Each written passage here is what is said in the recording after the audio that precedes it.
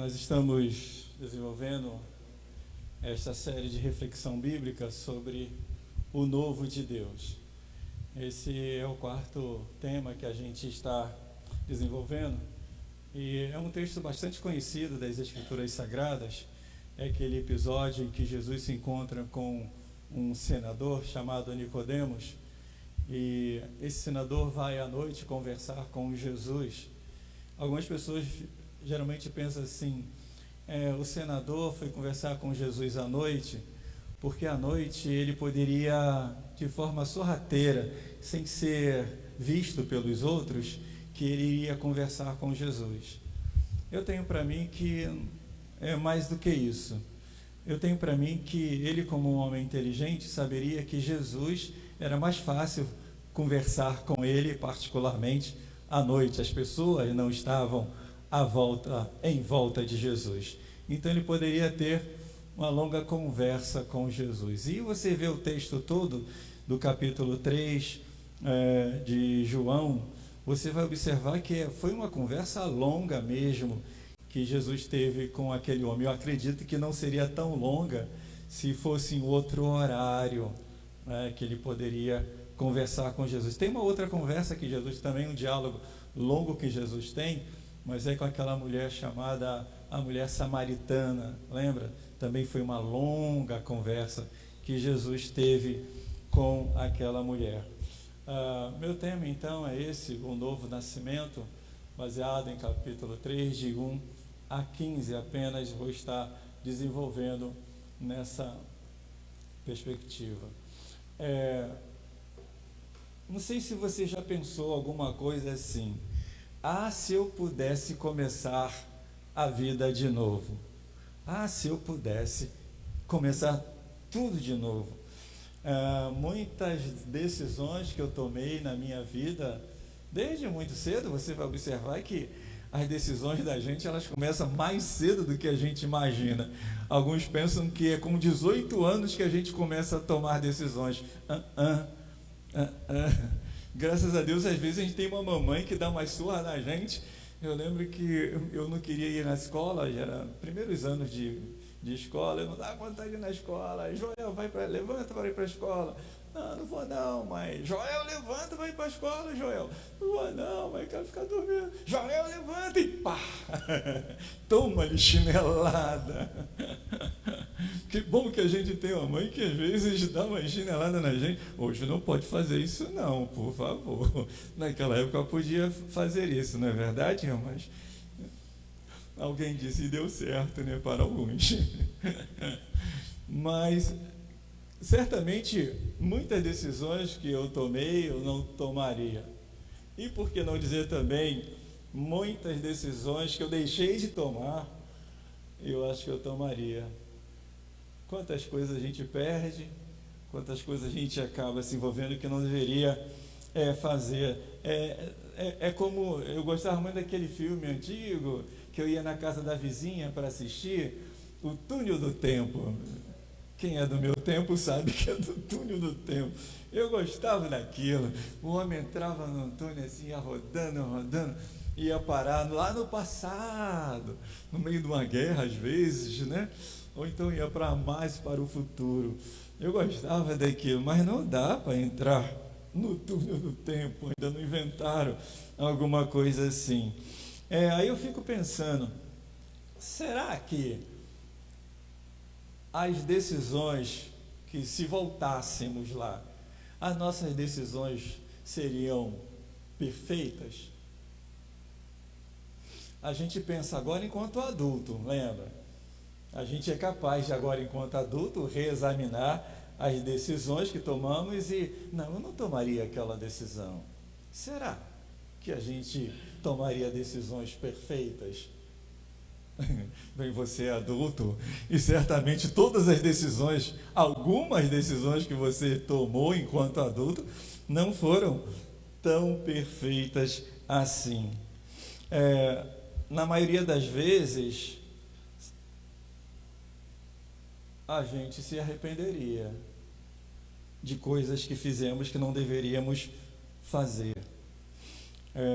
Enquanto criança imatura, a gente toma um monte de decisões.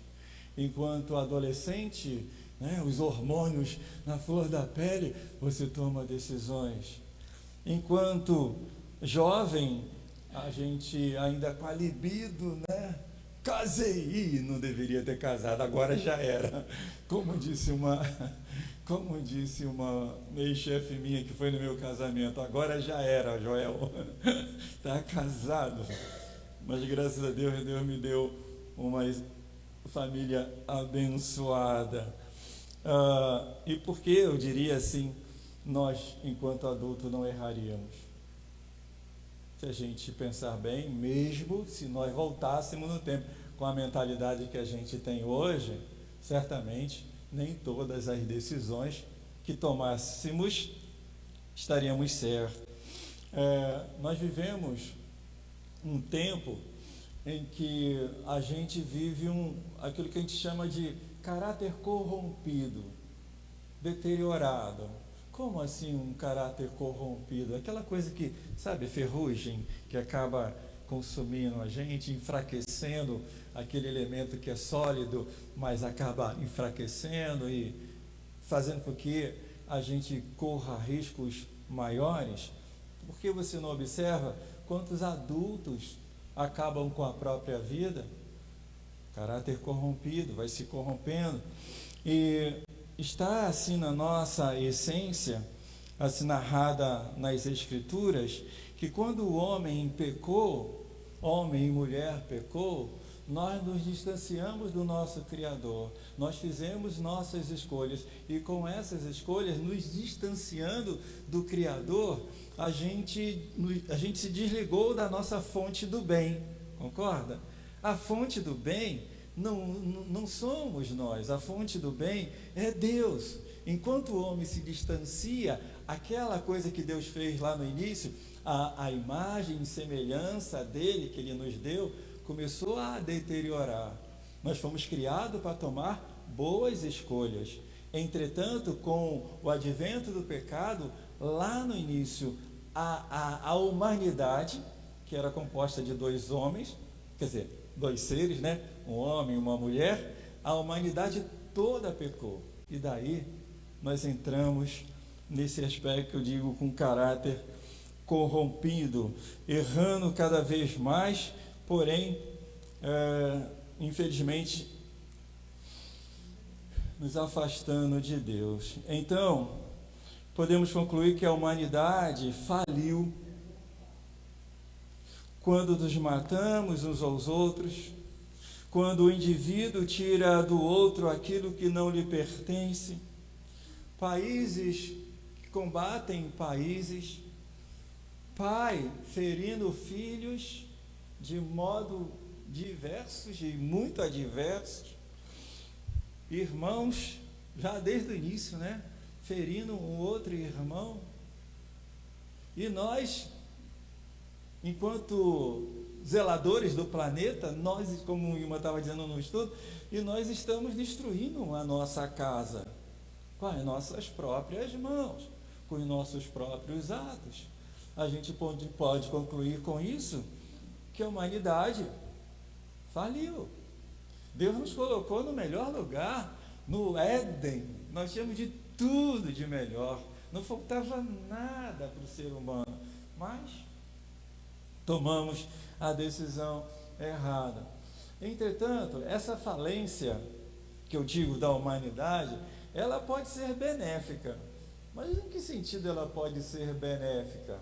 Ela pode ser benéfica que se essa falência humana, ela for vista, ela for sentida diante do Criador.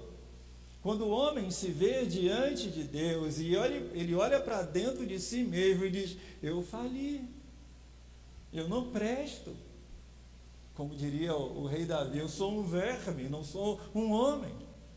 Então, dentro desse ponto de vista em que o homem reconhece, em estando diante de Deus, que ele faliu, que ele é um transgressor, que ele é um pecador, que ele é falho, isso se torna benéfico diante de Deus. Eu acho que é dentro dessa perspectiva que Deus vê Davi, o rei Davi, como um homem segundo o coração dele. Não é um homem perfeito. A história de Davi mostra.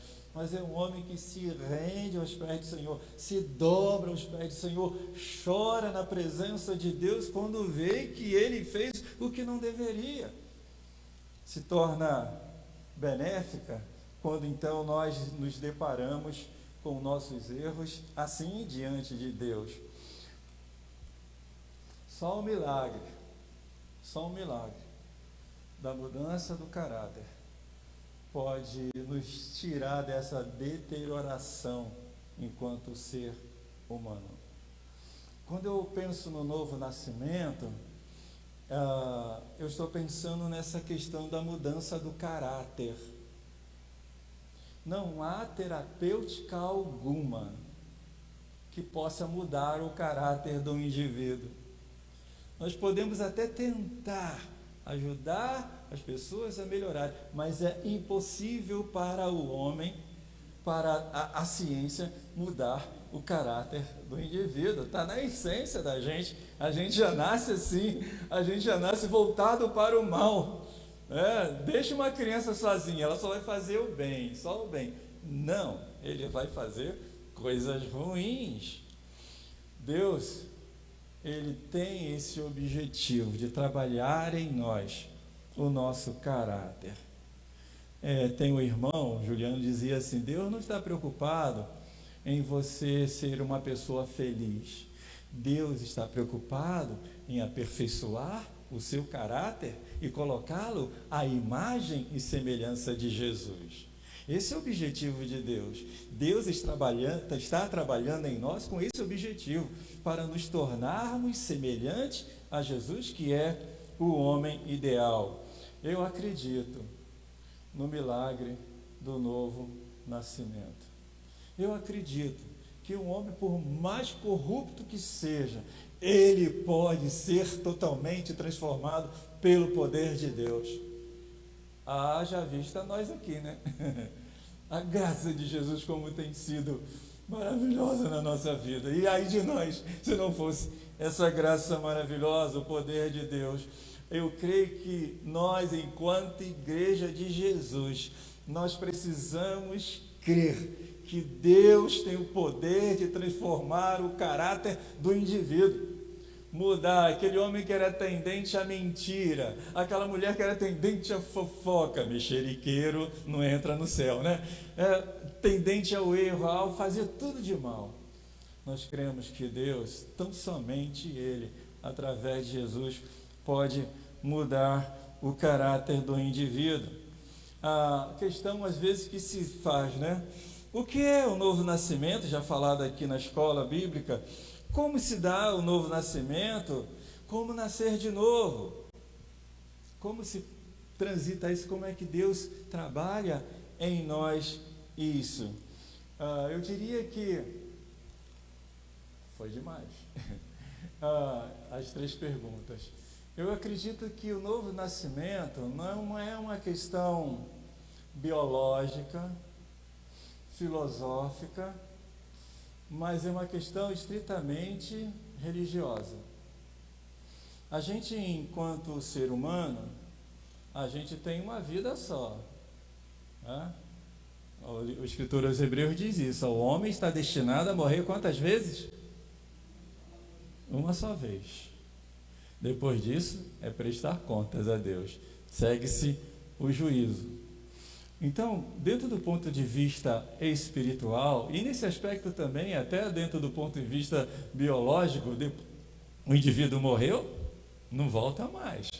Ainda que existem ensinos religiosos que vai tentar fazer um esforço para dizer que não, você vai ter outras oportunidades, você vai morrer, vai voltar em outro corpo, vai morrer, vai voltar em outro corpo, até se aperfeiçoar. Isso é mentira, a palavra de Deus não diz isso. Isso é um engano satânico.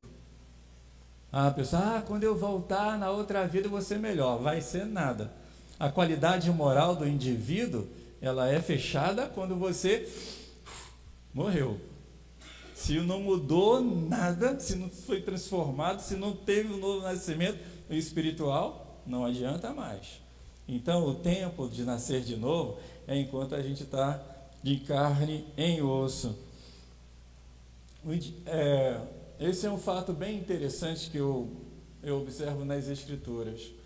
Apesar de nós termos nossa imagem e semelhança de nossos pais, herdamos características físicas, eu diria até de personalidade.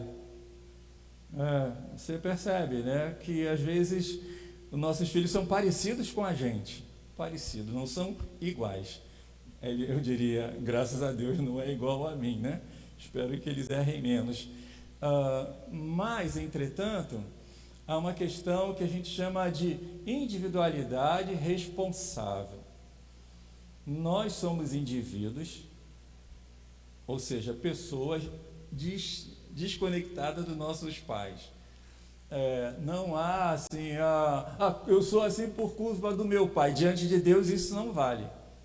Eu sou pecador por causa da minha mãe. Diante de Deus isso não vale. Não tem jeito. Eu sou assim por causa do meu marido. Adão e Eva que o diga. A mulher que tu me deste, Senhor. Maldito é a terra por causa de você, Adão. Você fez o que não deveria. Em vez de obedecer a mim, obedeceu a mulher. Não, foi a serpente. Serpente, mulher. Você vai sofrer muito. Estão sofrendo até hoje, né? Mas graças a Deus que a graça está vindo, alcançando que essa maldição tem sido quebrada diante do nosso Senhor Jesus. Ezequiel 18:20 diz isso, né? Leia comigo. A alma que pecar, essa morrerá. O pai não levará a maldade do filho, nem o filho a do... Ok? Então, não adianta tentar colocar culpa dos seus erros, dos seus pecados, na mamãe, no papai, no marido, na esposa. Não adianta. Diante de Deus, não adianta. Eu diria que, evidentemente, se você tem um pai e uma mãe que servem ao Senhor com firmeza, com verdade, vai ajudar muito nos seus filhos.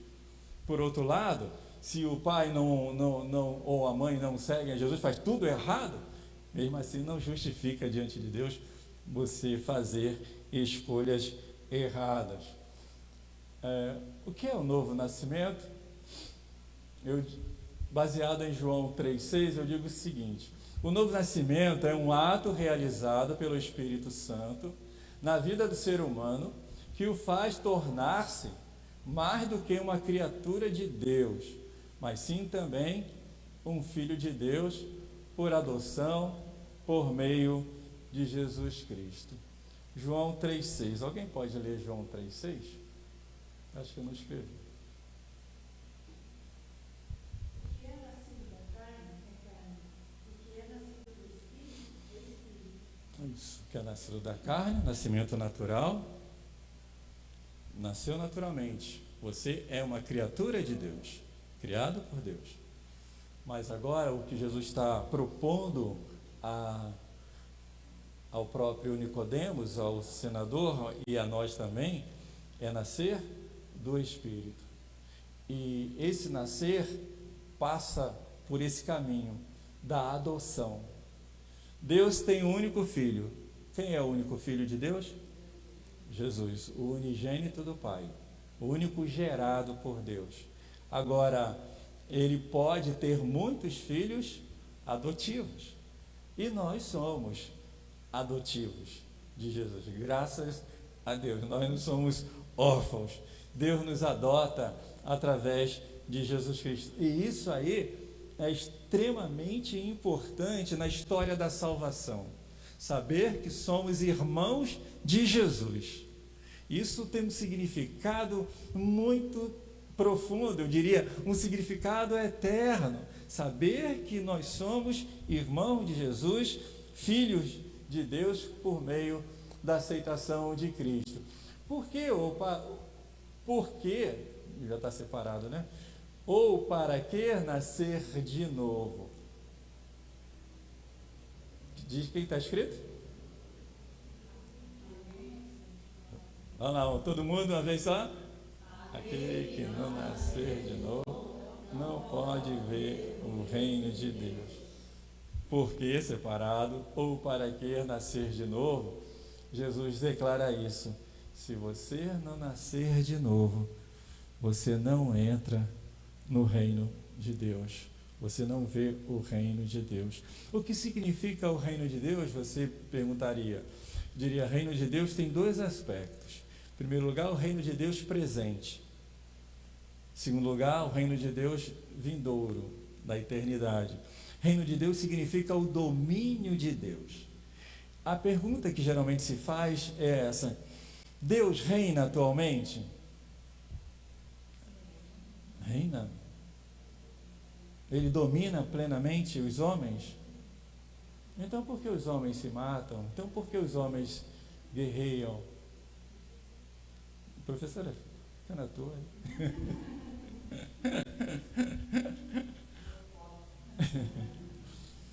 Deus reina. Deus tem o domínio sobre todos os homens. Jesus veio implantar o reino, certo? Se eu expulso o demônio pelo dedo de Deus ou pelo Espírito de Deus, ele diz, já o reino de Deus chegou até vós. Então, diria que antes de Jesus o reino de Deus não estava. Se ele está falando que o reino chegou, ele está dizendo que o domínio de Deus chegou. Antes os homens viviam a sua própria vontade, dirigido por si mesmo, ou quem sabe, como diz a palavra de Deus, o mundo jaz no maligno, o maligno dominando. E se você perceber bem, um dos atos maiores, sinais que Jesus realizou, foi a expulsão de demônios. Tanto que ele diz essa marca, se eu expulso demônios pelo Espírito de Deus, o reino de Deus já chegou a vocês. O que quer dizer com isso? Quer dizer com isso que à medida que cada homem abre o coração para Jesus, o reino de Deus começa a se estabelecer na vida daquela pessoa que abriu o coração para Jesus. Entende? Então, você enquanto cidadão do reino de Deus, quer dizer o seguinte: onde você estiver, o reino de Deus está ali presente. E se o reino de Deus está ali presente, o diabo não pode ter o poder naquele lugar que tem um cidadão autêntico do reino de Deus. Aqui não, diabo. Aqui não. Vai fazer bagunça aqui em casa? Não. Aqui existe cidadão do reino de Deus. Não somos perfeitos, mas ele domina a minha vida. Ele reina na minha vida, reina na minha casa, reina nos meus negócios, reina nos meus pensamentos. Então o reino de Deus se faz presente aqui. É o domínio de Deus.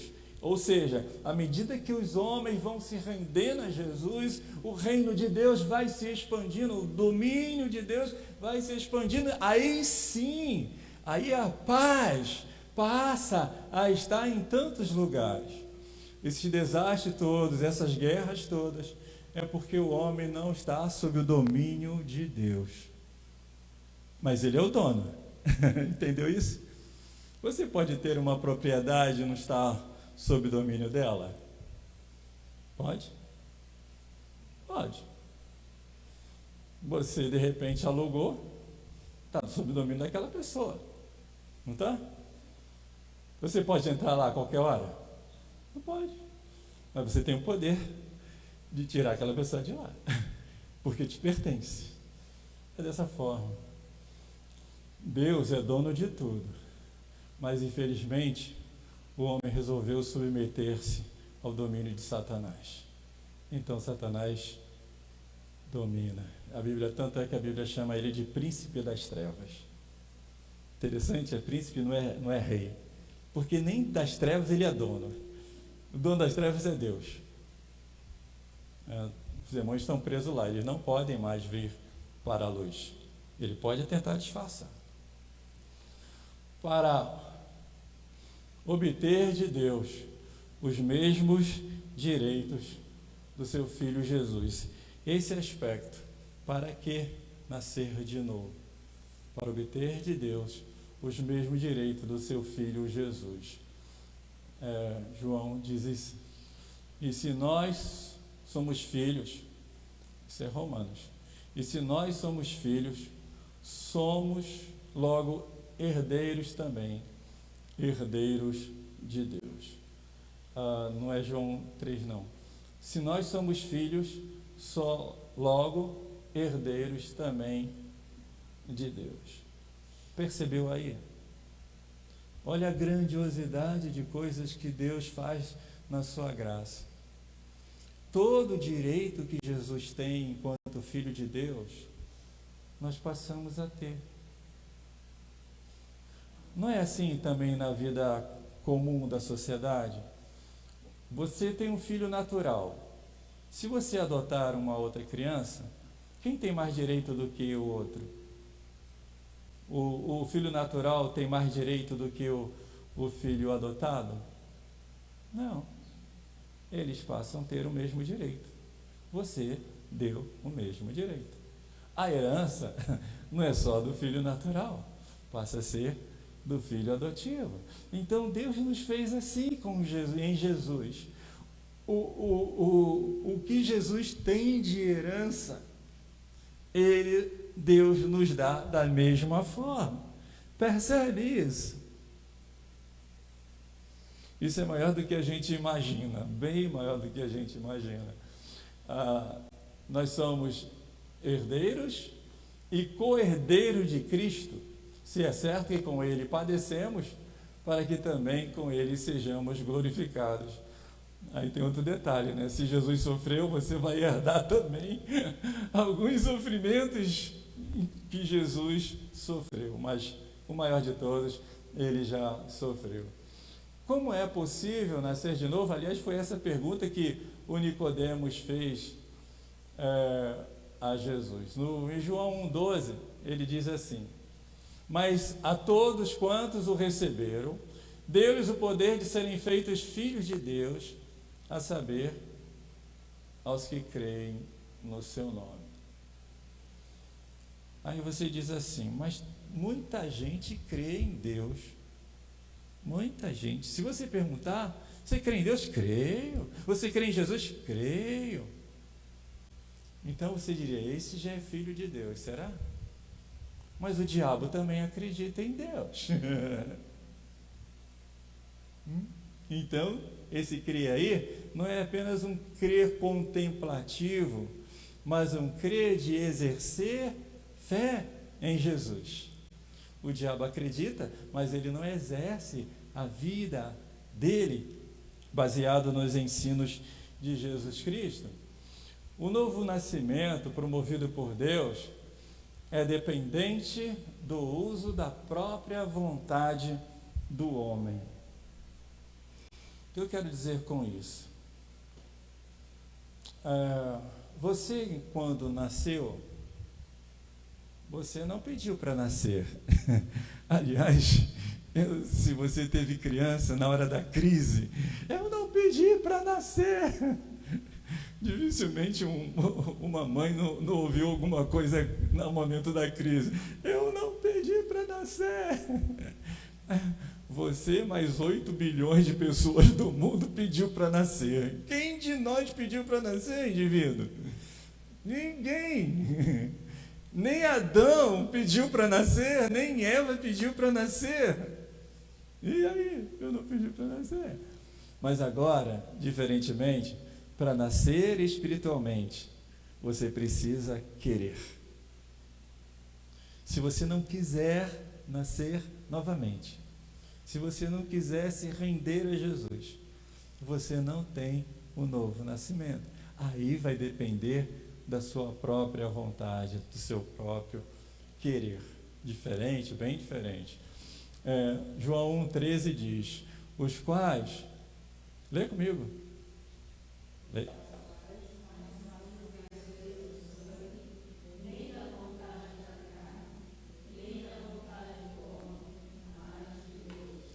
Aí, Deus tem o desejo de ter novos filhos, mas ele depende da nossa vontade também. É a grande questão. Há um texto, no próprio capítulo 3, que Jesus vai dizer assim, que é muito interessante, quando ele está conversando com esse homem chamado Nicodemos.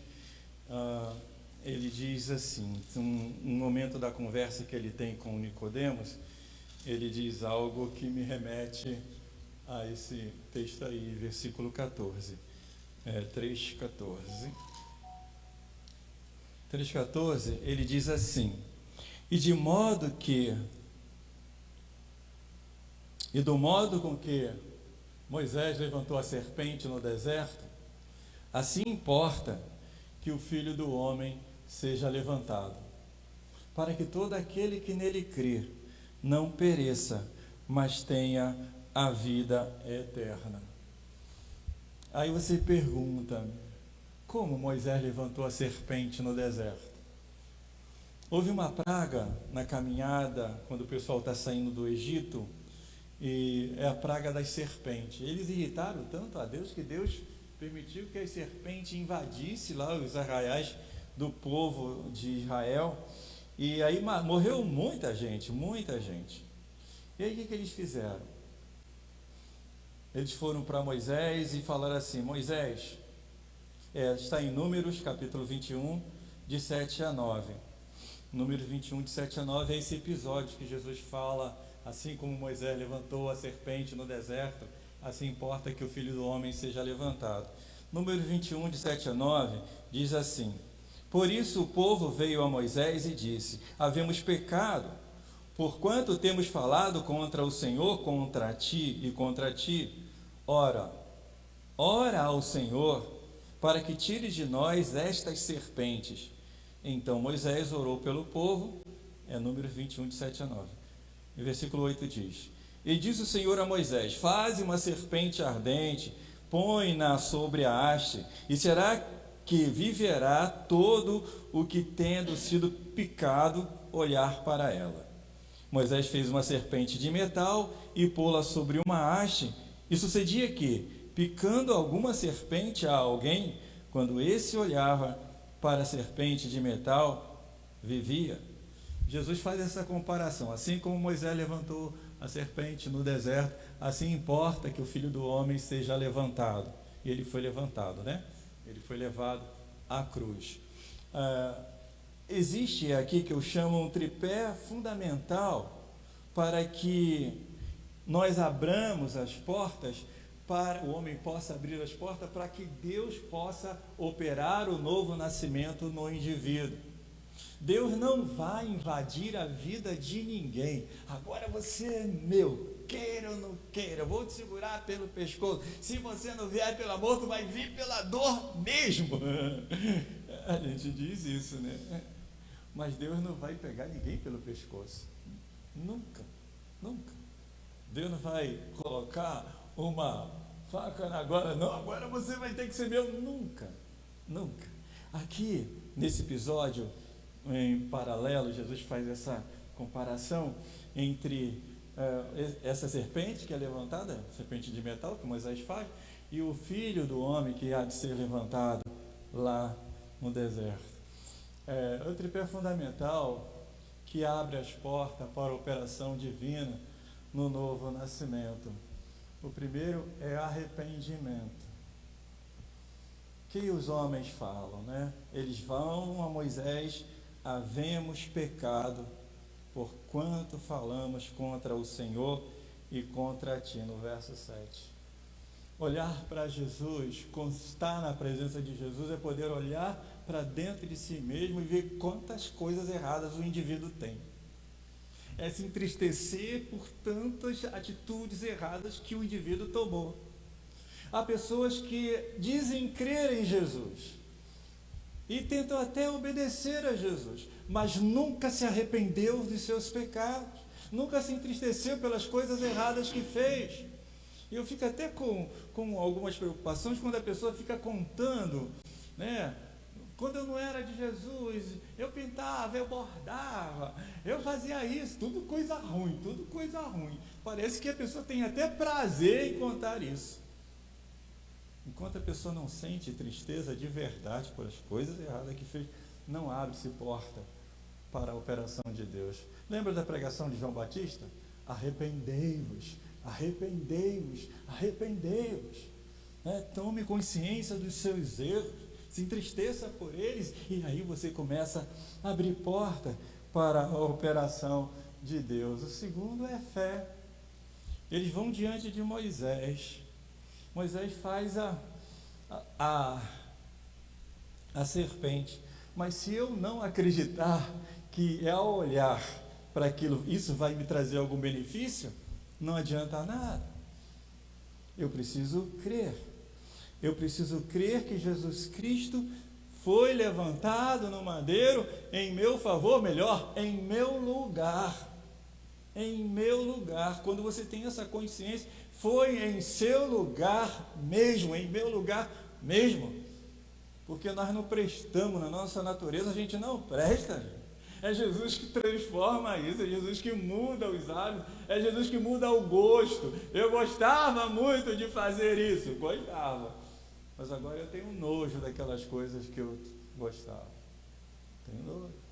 Aí eu diria, essa pessoa está se colocando realmente diante de Deus. Eu creio. E, sobretudo, é obediência. Os homens se arrependem, acreditam no que Moisés fala e não passa só no acreditar, eles vão lá e obedecem.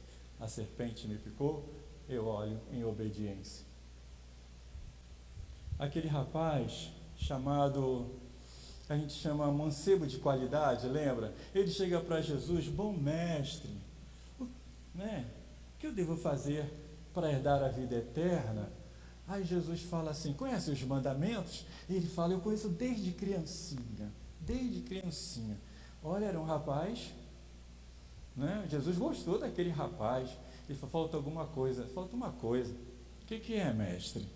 Vende tudo que tem e me segue. Aí ele pensou. Estou fora. Ele tinha prática religiosa, mas ele não tinha fé suficiente para depender de Jesus.